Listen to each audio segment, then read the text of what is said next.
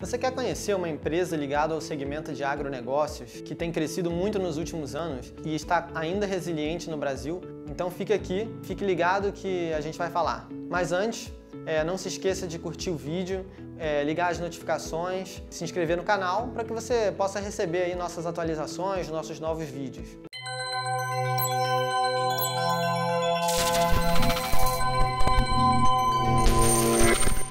Eu sou o Sérgio, analista de agronegócios da Ativa Investimentos, e hoje eu vou falar com vocês sobre uma empresa que nós cobrimos chamada Kepler Weber, que é uma empresa do segmento de bens de capital, mas que está intimamente ligada ao segmento de agronegócios no Brasil, uma vez que ela é uma grande fornecedora desse segmento. Bom, a Kepler Weber é uma empresa que atua no segmento de pós-colheita. O que é o segmento de pós-colheita, né? Bom, todo mundo sabe que o agronegócio é extremamente forte no Brasil. O Brasil é líder mundial na exportação de vários grãos e outros produtos da cadeia de agronegócios, né? Além de soja e milho, também o suco de laranja. O Brasil também é muito relevante no café, no etanol, no açúcar, né? Então, basicamente, o produtor ele vai lá, planta a semente na terra, deixa aquela semente crescer, e aquilo se transforma num produto que depois ele vai colher, e aí a partir daí ele vai escoar, por exemplo, para fazer exportação, ou ele vai vender, por exemplo, no caso, a cana-de-açúcar para a indústria de transformação, que vai transformar em etanol, ou vai transformar em açúcar, ele vai vender a soja para a China, ou ele vai vender no mercado interno. Então, após essa colheita, né, existe uma série de coisas que o produtor pode querer fazer, e a Kepler ela oferece soluções para todo esse segmento de pós-colheita. Ela tem 4 segmentos principais aí em que ela atua, sendo que o mais relevante deles é o primeiro, que é o segmento de armazenagem, né? Armazenagem basicamente significa armazenar os produtos, a soja, o milho, etc., após a colheita. Então, digamos, por exemplo, que um agricultor está lá colhendo o milho que ele vai vender, ele precisa de um local para estocar, né, esse produto. E esse local, a Kepler oferece a construção de silos, né? Além disso, ela tem outros segmentos.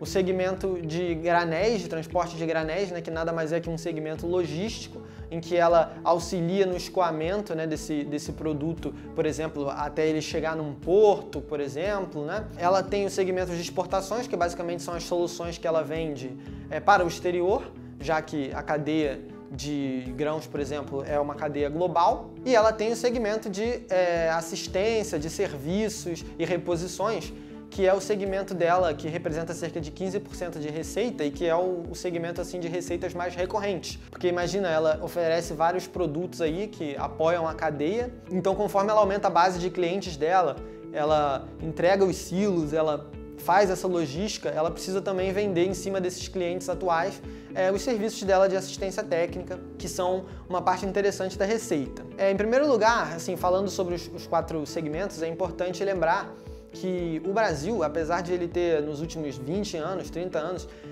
tido uma expansão muito grande aí no agronegócio, especialmente com a profissionalização, né, do segmento, da produção, e que a produção de soja no Brasil, por exemplo, tem crescido bastante aí nos últimos anos, a capacidade de armazenagem ela não acompanhou.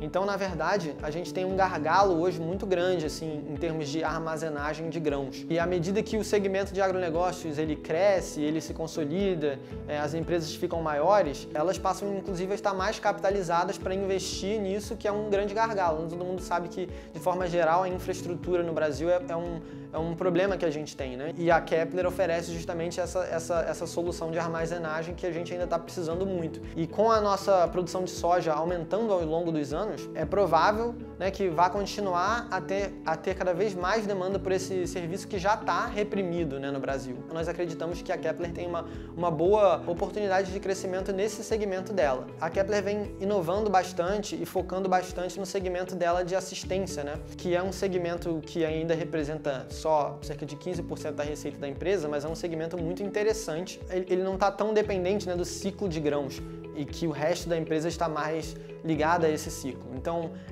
só para que você entenda aí em casa, as empresas geralmente de agronegócios, elas estão expostas ao ciclo de grãos normalmente porque elas são produtoras. Então imagina, a gente já fez vídeos, enfim, de outras empresas, e se, por exemplo, você tem uma empresa que produz e vende soja, você está exposto ao ciclo de grãos porque o produto que você vende, que é a soja, ele varia, né, de acordo com o preço internacional da soja, que vai variar dependendo da demanda e da oferta mundial, né, uma coisa global. A Kepler, ela não está diretamente exposta a isso porque ela não vende aquele produto, mas ela está indiretamente exposta. Por quê?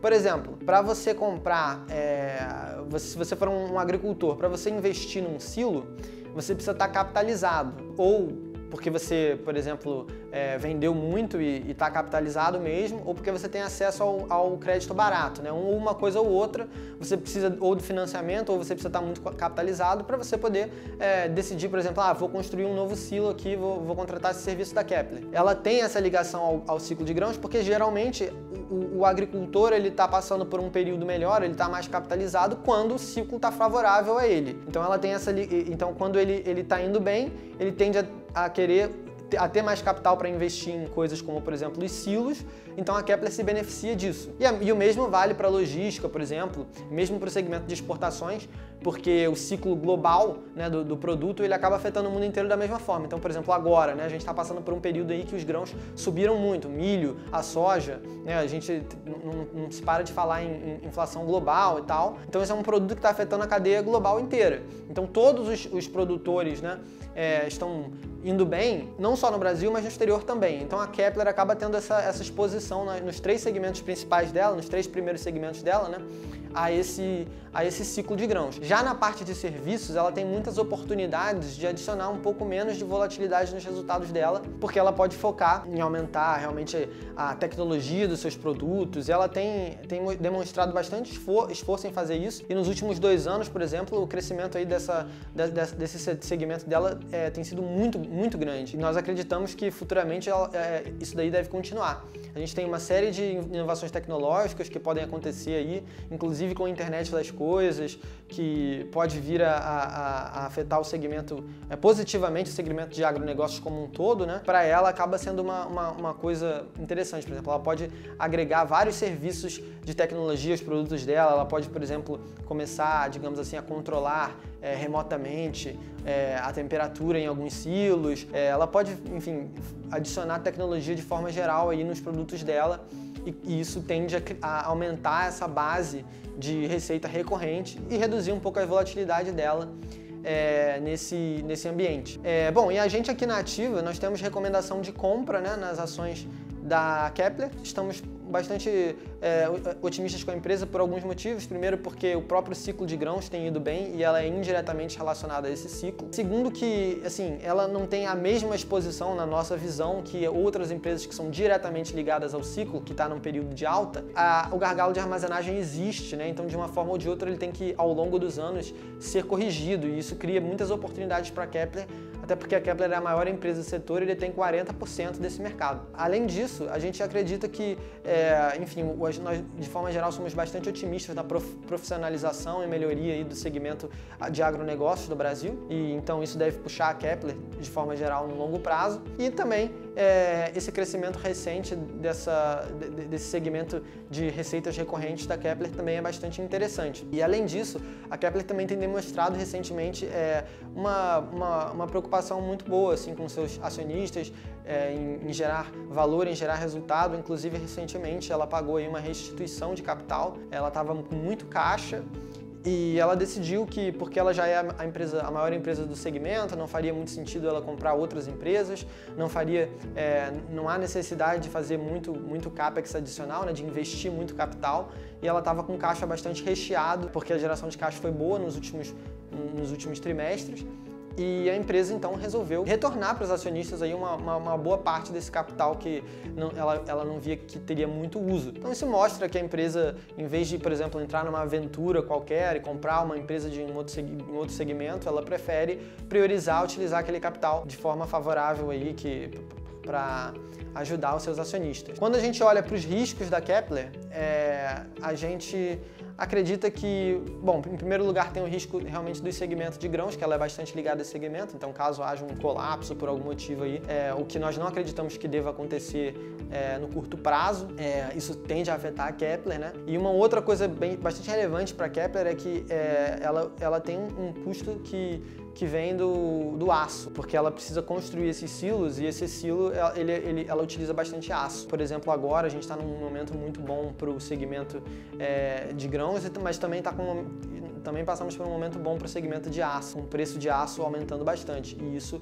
tende a afetar a margem da Kepler de forma negativa. Mas assim, quando a gente olha também nesse prazo mais longo, a gente acredita também, por causa dessa questão das safras e do clima, o ciclo de grãos ele deve demorar um pouco mais para se aliviar, tenha menos risco de downside assim, no curto prazo do que o risco, por exemplo, de minério, de aço. Então nós acreditamos que se ocorrer alguma coisa nesse sentido, deva ser mais favorável até para Kepler do que menos favorável. E por isso nós temos a recomendação de compra na empresa. Bom, espero que vocês tenham gostado do vídeo. Fiquem ligados, toda hora nós soltamos novos conteúdos e até a próxima!